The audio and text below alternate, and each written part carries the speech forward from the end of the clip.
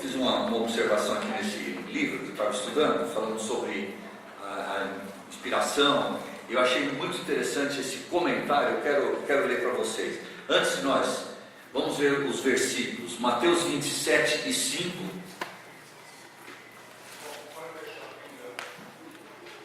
Mateus 27 e 5. Quem vai ler para nós? Então Judas,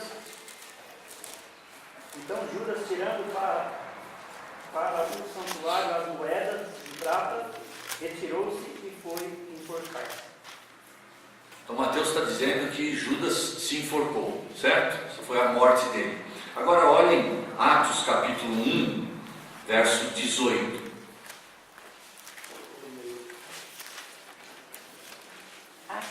Ora, este homem... Atos 1 e 18. Ora, este homem adquiriu um campo com o preço da iniquidade e, precipitando-se, rompeu-se pelo meio, e todas as suas entranhas se derramaram. Bom, agora, no relato de Pedro, o suicídio dele não foi por enforcamento. Ele se precipitou, quer dizer, da ideia de se jogar de um penhasco, né? E rompeu-se pelo meio, e os seus órgãos internos se espalharam. Afinal de contas, foi enforcamento ou foi, como diz lá em Minas, pinchou lá de cima de um penhasco? E aí?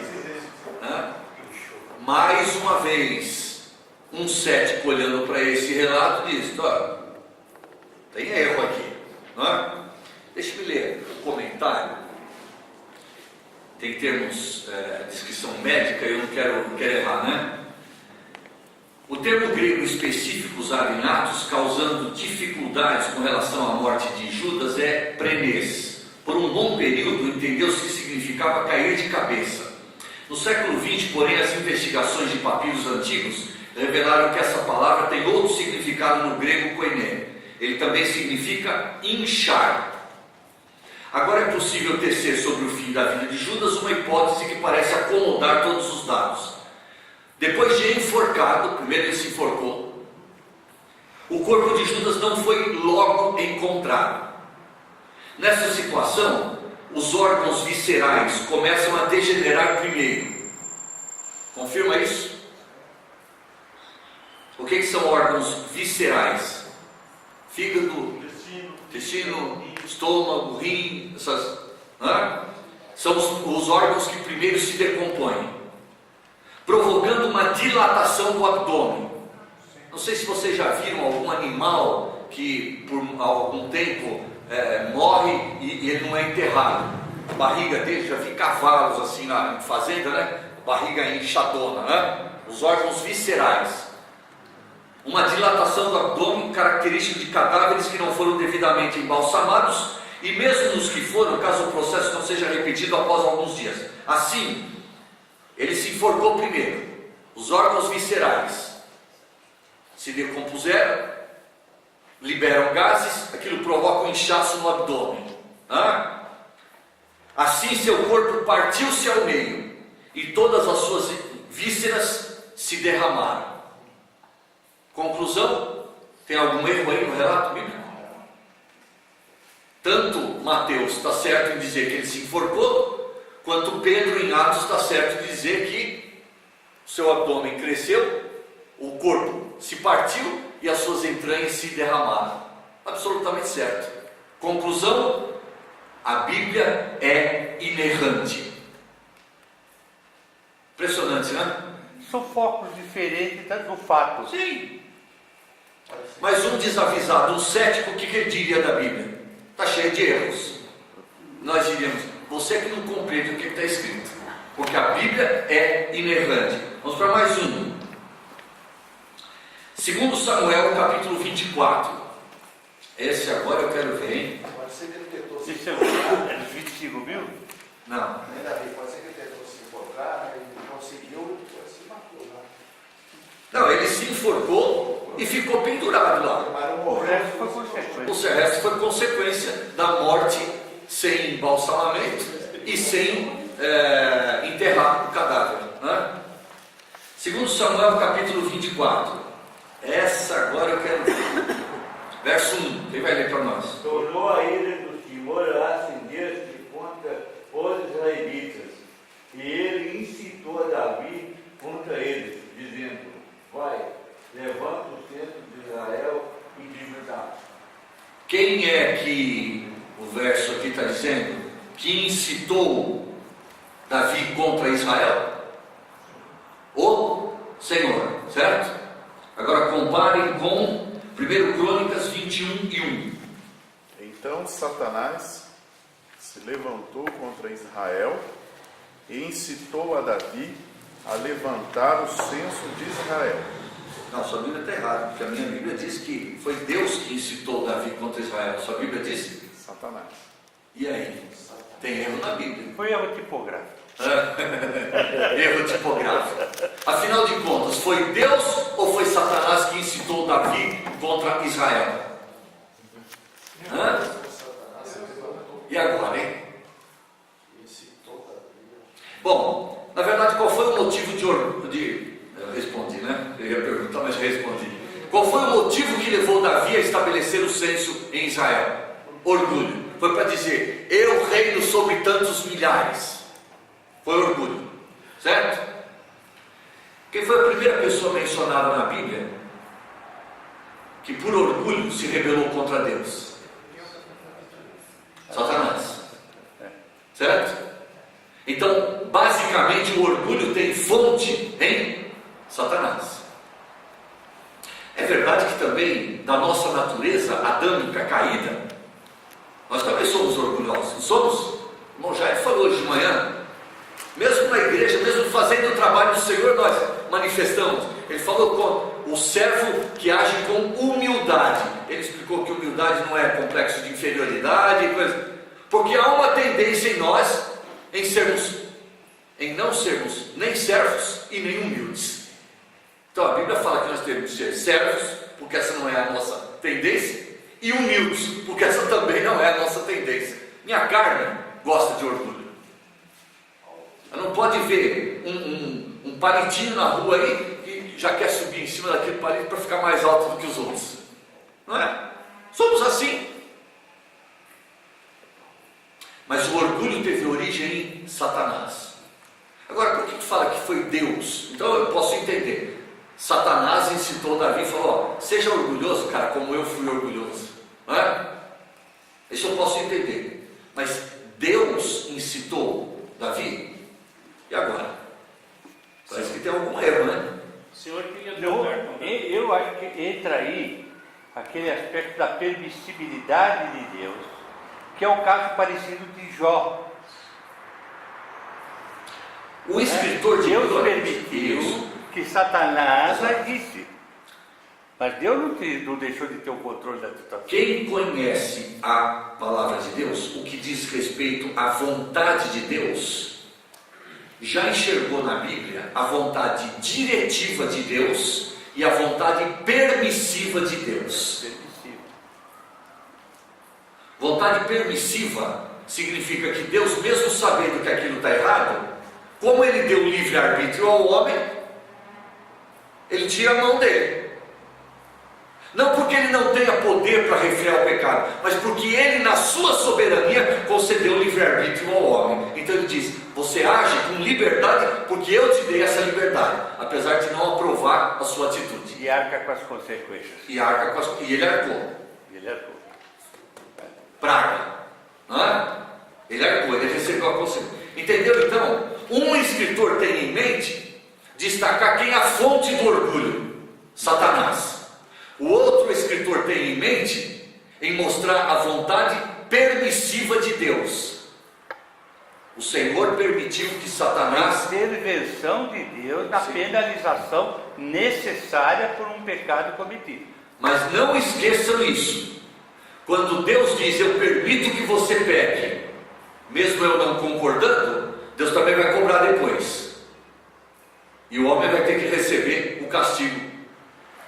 Mas, Compreendendo então a diferença entre a vontade permissiva e a vontade diretiva de Deus, eu chego à conclusão de que a Bíblia é inerrante, apesar dessa aparente contradição entre os versículos. Está claro isso?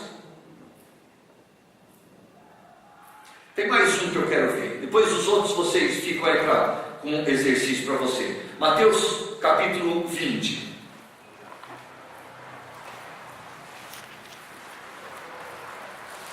Deixa eu verificar, confirmar se é esse. Mateus capítulo 20, Não é dos porcos? versículo 29. É dos porcos, não. Isso, Mateus 20, 29. Saindo eles de Jericó, uma grande multidão o acompanhava. Muito bem. Alguém lê, por favor, Lucas 18 e 35.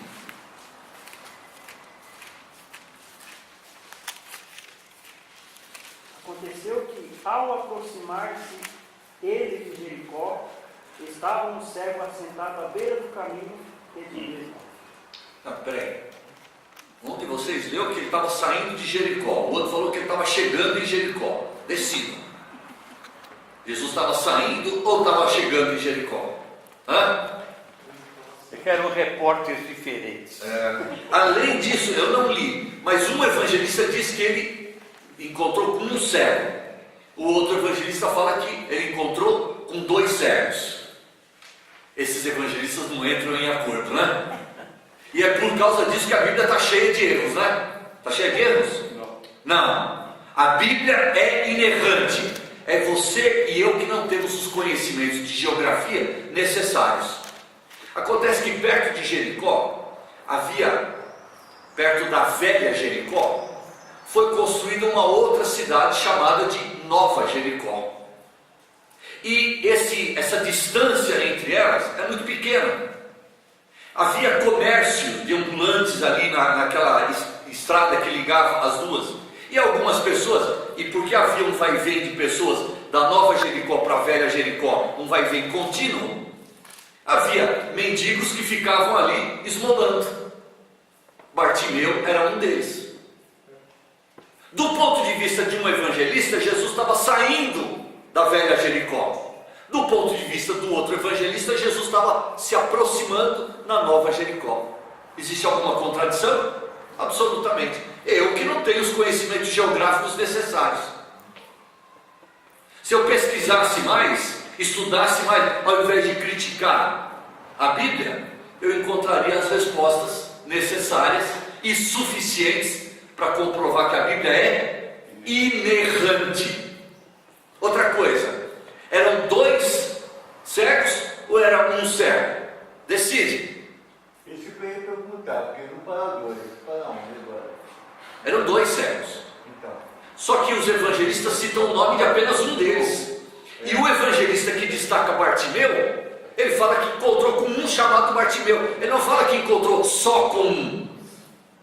Ele fala que dos 2, um era um tal de Bartimeu, o outro não é citado o nome. Existe alguma contradição entre os evangelistas? Existe algum erro na Bíblia? Absolutamente. A Bíblia é inerrante. Meus queridos, eu queria mostrar com esses exemplos algumas dificuldades que um cético, um descrente, um mundano pode encontrar na palavra de Deus.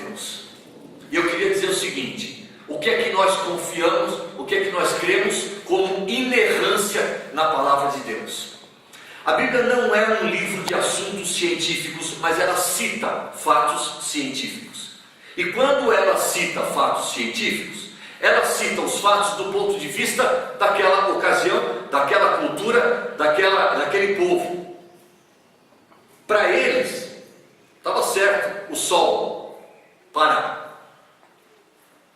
Essa é a descrição bíblica, não científica, de um fato Não, mas científico. se escrevesse diferente, eles iam dizer que era um absurdo. Porque a crença científica, até os cientistas mais modernos, tinham essa convicção. Certo, essa convicção. Dizer o contrário era dizer bobagem. E até os nossos, do nosso dia, iam dizer, tudo bem, usou uma linguagem correta, mas ficou pedante dizer que a terra parou de girar. É muito mais bonito dizer, o sol nasceu, o sol se pôs, que é a linguagem bíblica. Linguagem de fogo. Está vendo? Não há erros na palavra de Deus. Não há erros. É por isso que nós colocamos a nossa fé nesse livro. Porque acima de tudo, além de não ter erros, e além de ser inspirado por Deus, o assunto desse livro é uma pessoa, o Senhor Jesus Cristo. Assim como nós cremos na pessoa, na verdade encarnada, nós cremos na verdade escrita, porque a verdade escrita fala-nos da verdade encarnada. Diga, irmão. Davi, quando lemos a respeito de Jacó, diz que quando ele desceu para o Egito, eram 66 pessoas. 70. Não, 66. Logo em seguida, eram 70. E Estevão diz que eram 75. Tá? Isso você encontra em Gênesis, lógico, 46, 26 e 27. Né? Lógico, a explicação não é muito difícil. O primeiro versículo 26 diz que os seus parentes, fora as suas noras, eram 66. Mais os dois filhos de José, 68. Contando por José e Jacó, logicamente 70. Mas aí no caso, lá em Atos, Estevão diz que eram 75, obviamente, ele estava acrescentando também as noras de Jacó. Então, é também um fato desse. Perfeito. Um relato não computa nessas pessoas José, sua esposa, Asenate Paneia, e os dois filhos que ele teve no Egito, Gerson e Eliezer. O outro relato inclui esses 4. Então, na verdade, quando eles falam da descendência de Jacó que desceu ao Egito, eles deixam de considerar os dois filhos de Judá, Er e Onã, que morreram e não desceram ao Egito. Mas no relato que dá o número maior dos descendentes de Jacó, portanto, incluindo os de Judá, aqueles dois nomes são incluídos. Apesar de não terem descido, eles faziam parte da família de Jacó. Então, essas diferenças são perfeitamente explicáveis. Perfeitamente. Né? Certo? Então, Agora, ao contrário dessas diferenças que são explicáveis, e eu repito, o livro aqui ainda menciona no profeta Ezequiel, no livro do profeta Ezequiel foi mencionado um rei Sargão, e não existia relato da existência desse rei.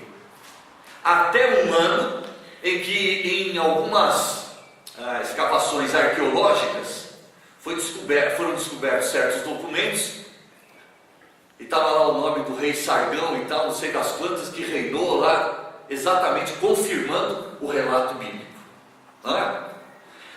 Eu li um outro livro, Manual Bíblico de Hagen. Ele traz muitas informações arqueológicas. E ele cita o fato de que muitas cidades que foram mencionadas nos livros do Velho Testamento nunca tinham sido descobertas. Até que a arqueologia descobriu ruínas desses lugares. Enquanto a arqueologia não descobria as ruínas, os céticos diziam: a Bíblia está cheia de erros. Quando a arqueologia desenterrou aquelas ruínas e revelou, os céticos ficaram quietos, que era o que eles deviam ter feito antes de criticar a palavra de Deus. Não é? Cremos na inspiração verbal, cremos na inerrância plena da palavra de Deus, e é por isso que a palavra merece a nossa total e absoluta confiança, credibilidade. Agora, o mesmo eu não posso dizer dos livros que mais tarde foram acrescidos. Não vou perder muito tempo falando de livro apócrifo, que não é nosso objetivo, mas eu acho que tem algumas coisas que nós precisamos saber. No item 6, na página 3, começando ali, vocês têm um rápido histórico da inserção desses livros apócrifos. Vale dizer o seguinte: o cânon sagrado, especialmente do Velho Testamento, foi compilado, foi feito provavelmente por Esdras. Os historiadores dizem do fato de que Esdras era um amante da palavra de Deus, um escriba versado na lei, era um sacerdote, ele ensinava o povo, era um apaixonado pela palavra de Deus. E no quarto século antes de Cristo, quinto século, por aí, quando houve a volta do cativeiro, ele reuniu os livros que os judeus consideravam como canônicos, sagrados, e essa junção que Esdras fez deu origem ao hoje o nosso Velho Testamento, Depois foram acrescidos mais 3 profetas pós-exílicos, Ageu, Zacarias e Malaquias, e fechou-se o cânon do Velho Testamento. Agora, é importante também dizer que não houve alguém, um homem, que disse o seguinte: eu declaro qual é o cânon sagrado. Absolutamente, isso foi ao longo de séculos de anos, e Deus usou o povo judeu, desconfiados como eles são, para serem um filtro. Eles é que filtraram, retiveram os livros canônicos sagrados e rejeitaram os apócrifos. No ano de 90 a 118, estou na página 4, item B, foram realizados 2 sínodos em Jâmia, realizados por rabinos judeus. E esses rabinos, eles apenas oficializaram os livros que eram lidos nas sinagogas judaicas, que eram exatamente os livros do nosso Velho Testamento. Eles não disseram, daqui para frente nós vamos reconhecer como sagrado. Não. Eles falaram: gente, o que está sendo praticado nas sinagogas, o que é que está sendo lido nas sinagogas? O Pentateuco. O que mais? Os históricos, os proféticos, os poéticos, todo. Então, continuem lendo, porque é isso daí que nós consideramos como sagrado. Eles só oficializaram uma coisa que extraoficialmente já era praticada. Um importante historiador no mundo antigo, especialmente da história dos judeus, e muito que nós sabemos hoje dos judeus, nós devemos a José, ele reconhecia como canônicos os mesmos livros que os judeus reconheciam, apesar de que, como historiador, ele citou nas suas obras literárias os livros apócrifos, porém ele não dava autoridade divina aos livros apócrifos, ele apenas citava como informação, como fonte de alguma informação. Por exemplo, o Ademir tinha mencionado que ele foi obrigado a fazer a leitura dos livros de Macabeus, primeiro e segundo Macabeus. São livros históricos, eles contam a história de Israel. Então, alguma informação que José extraiu desses livros, ele citava a fonte. Aliás, como toda pessoa que cita alguma coisa editada por outra pessoa, deve fazer por uma questão moral, tem que citar a fonte. José fez isso, mas ele não atribuía aos livros apócrifos a mesma autoridade dos livros divinos. Agora eu quero chamar a atenção de vocês para o item H. O resto vocês podem ler, aí eu não vou simplesmente repetir a leitura, mesmo porque o nosso tempo já está. Mas no Concílio de Trento, em 8 de abril de 1546, até então, a Bíblia Católica Apostólica Romana era igual à Bíblia dos protestantes, ou seja, havia uma única Bíblia, igual à nossa. Mas nesse Concílio de Trento, além de tantos outros absurdos que foram oficializados ali, foram oficializados também alguns livros apócrifos e inseridos na Bíblia. E só nessa data, a Igreja Católica Apostólica Romana é que passou a ter uma Bíblia diferente da Bíblia dos protestantes. Até então, as Bíblias eram iguais. E esses livros que foram adicionados, a Igreja Católica Apostólica Romana diz que eles têm a mesma autoridade dos livros que os protestantes dizem que são os canônicos. No entanto, eu quero mostrar para vocês que eles mesmos reconhecem que esses livros não têm autoridade. Na teoria, o papo é um. Na prática, a realidade é completamente diferente.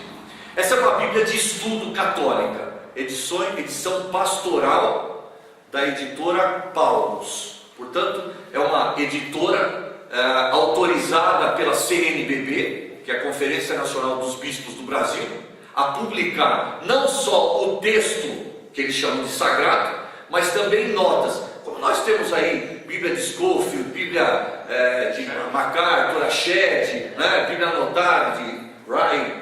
Assim como nós temos essas Bíblias com anotações, a Igreja Católica também fez a delas. Né? Então, e a editora recebeu autorização para publicar o texto sagrado e as anotações também, que são comentários humanos. Eu quero ler alguns para vocês. Porque se isso é autoridade divina, se isso é inspiração, se isso é... Então eu não sei o que mais pode ser.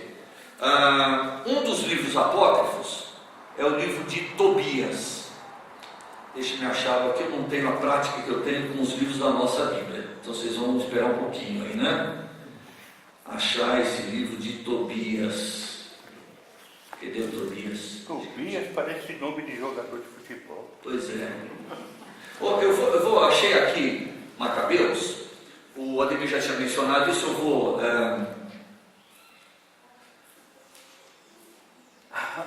Isso é 2 Macabeus, capítulo 14. Então Razias, sentindo-se cercado por todos os lados, atirou-se sobre a própria espada. Esse é o herói do livro de Macabeus. O que ele comete aqui? Suicídio. E ele é coroado no livro como herói. A Bíblia registra o suicídio de um rei. Quem? Saúl. Aprovado por Deus? Não. Mas o livro de Macabeus torna heróica essa morte por suicídio de Razias. Por aí você já começa a duvidar da autenticidade desse rei, né?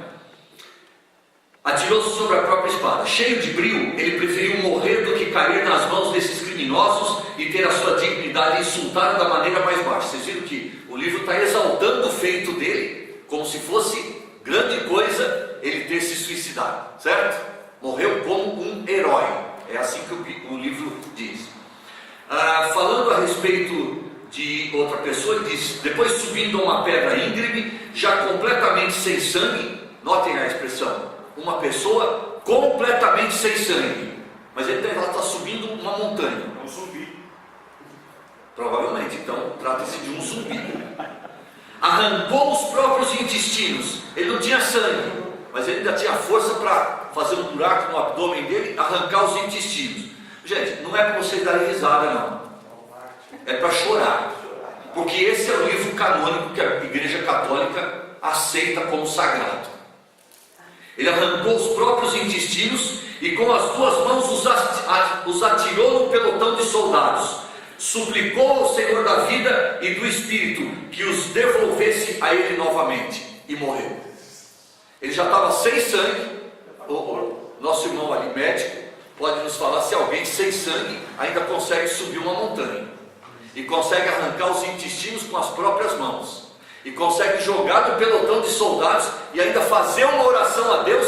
Tudo isso sem sangue.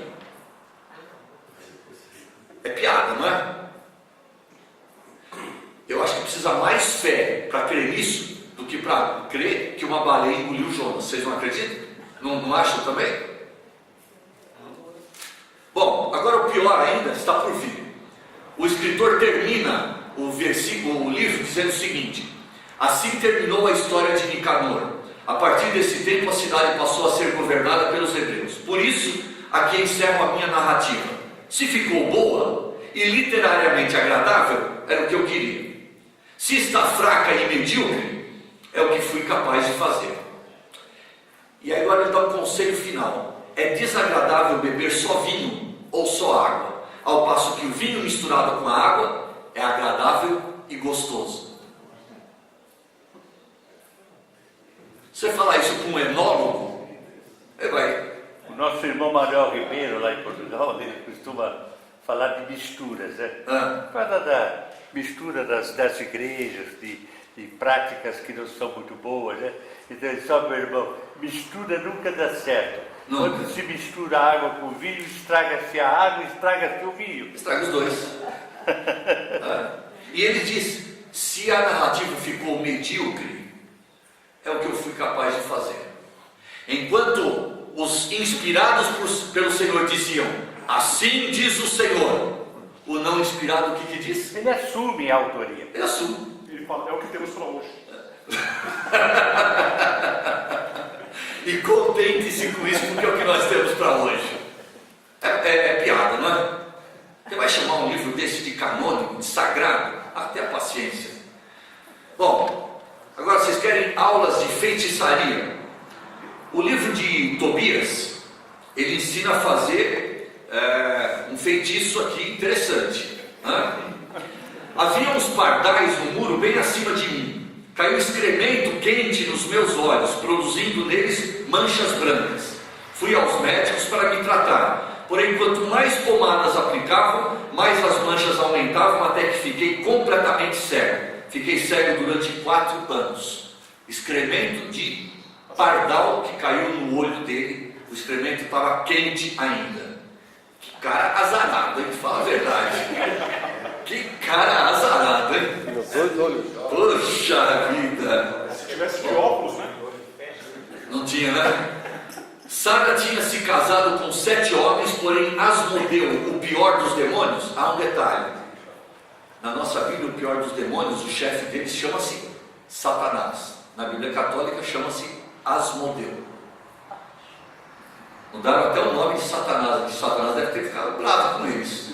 Oh, não chama de Asmodeu não, tem o nome. Respeito. Respeito o meu nome. Asmodeu, o pior dos demônios, tinha matado cada um deles antes que tivessem relações conjugais com ela. E, encurtando a história, ela casava com um, na noite nupcial, o Asmodeu matava para ela não consumar o casamento com ele. Ela foi e casou com outro, ele fez e casou com 7, ele matou 7 nas 7 noites nupciais, porque ele tinha ciúmes da Sara, o Asmodeu. Então Sara, abatida, começou a chorar e subiu ao quarto do seu pai pensando em se enforcar. Ela é heroína do livro e ela está pensando em se enforcar, porque afinal de contas ela não conseguia casar com o Asmodeu, não deixava nenhum dos casamentos se consumir. Bom, outro versículo: a esmola livra da morte e não deixa cair nas trevas. Como é que o livro de Tobias indica que a salvação é ganha? Por obras. E obras dos... Quem é que pode dar esmola? Os ricos só. Os pobres não podem. Não é? Os pobres precisam de receber esmola. Então, pobre está condenado.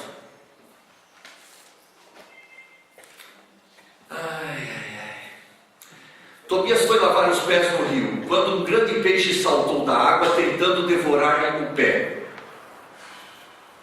Tobias deu um grito, mas o anjo lhe disse: pegue o peixe, não o deixe fugir. Tobias conseguiu agarrar o peixe com a mão, não usou tarrafa e nem vara de pesca não, com a mão. Pegou o peixe e o tirou para fora da água. O anjo lhe disse: abra o peixe, tire o fel, o coração e o fígado e os guarde. Jogue fora as tripas. O fel, o coração e o fígado desse peixe são excelentes remédios. Tobias perguntou então ao anjo: Azarias, meu irmão, que remédio se pode fazer do fígado, do coração e do fel desse peixe? Ele respondeu: o coração e o fígado servem para serem queimados na presença de homem ou mulher atacados por algum demônio ou espírito mau. A fumaça espanta o mal e faz o demônio desaparecer para sempre. O que é isso? Feitiçaria. Isso é feitiçaria, isso é macumba. Isso é macumba. Isso é um livro canônico. Gente, eu não vou ler mais porque eu tenho dó dos ouvidos de vocês. Certo? Até agora nós falamos de inspiração divina. Até agora nós falamos de autoridade que essa inspiração transmite. Até agora nós falamos de inerrância, mesmo quando há aparentes erros. E isso traz confiabilidade. Agora, sessão riso. No mínimo, isso é piada. Dá para aceitar isso como canônico, como sagrado, como inspirado por Deus, como inerrante?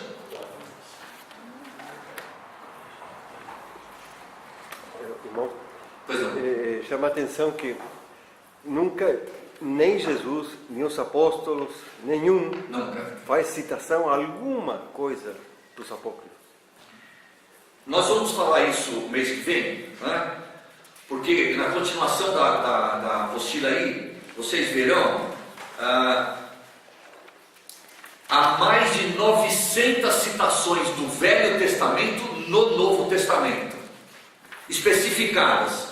230 dessas situações estão nos Evangelhos, 60 no livro de Atos, 270 nas epístolas de Paulo, 60 nas epístolas gerais e 240 no Apocalipse. Porém, dessas 900 referências, o irmão adiantou, nenhuma há um livro apócrifo.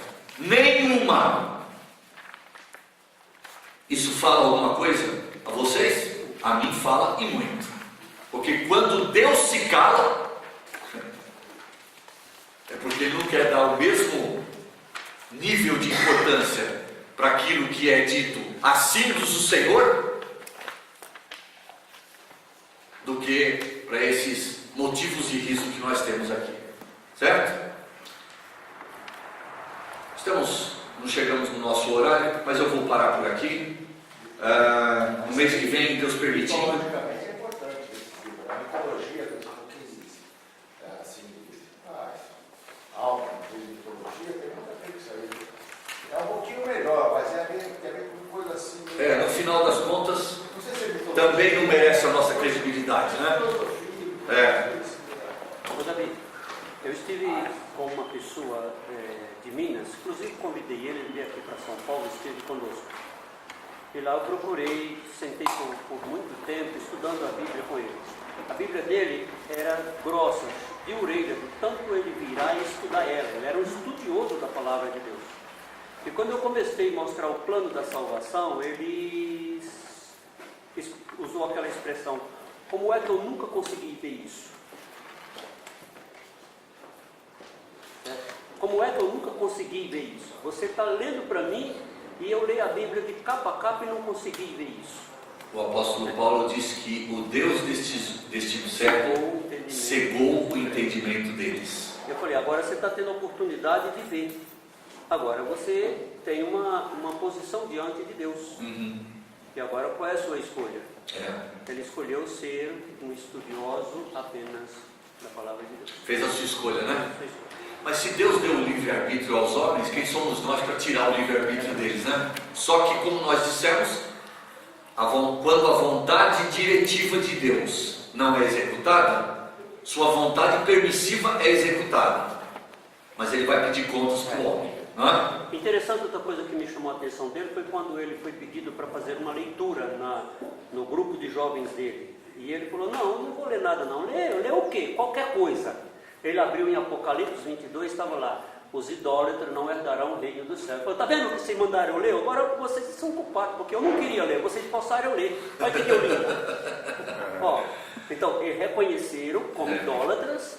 Ele falou, eu não queria ler isso, vocês que me forçaram a ler. Quer dizer, tem consciência? Tem. Mas então talvez era por isso que ele não enxergava a verdade na palavra de Deus, porque ele lia o que ele queria e da forma que ele queria. Da forma que ele queria. E ele obrigava a Bíblia a dizer o que ele queria. E aí é o que Paulo fala em Atos capítulo 10, né? Tem zelo de Deus, mas não com entendimento. É isso mesmo. Gente, só lembrar, mês que vem, Deus permitindo, dia 21 de novembro, se o Senhor permitir, estaremos aqui. Na parte da manhã o Sr. Ramon vai vai continuar falando sobre heresia, né? Especificamente espiritismo. Ele já tratou de testemunhos de Jeová e agora da seita espírita. E eu vou continuar na parte da tarde com bibliologia. Não esqueçam de trazer a apostila, nós vamos dar continuidade usando esse mesmo material aí, tá certo? Para ser tratado, para ser usado então mês que vem. E na permissão do Senhor, nós estamos trabalhando, já começamos a fazer a programação para o ano que vem, para que na última escola bíblica desse ano nós possamos já dar a vocês as datas, pelo menos as datas do ano que vem, para vocês já fazerem a sua programação e inclusive levarem para suas igrejas. E quando alguém marcar uma reunião especial, faz outro sábado, né?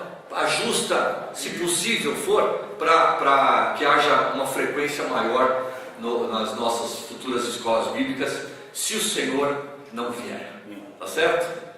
Vamos terminar então com uma palavra de oração. Irmão José, ora para nós, agradecendo sempre o tempo que nós estivemos aqui e pedindo para o Senhor nos levar em paz e segurança, cada um na sua casa, a sua igreja. Vamos orar. Nosso amantíssimo Pai, Pai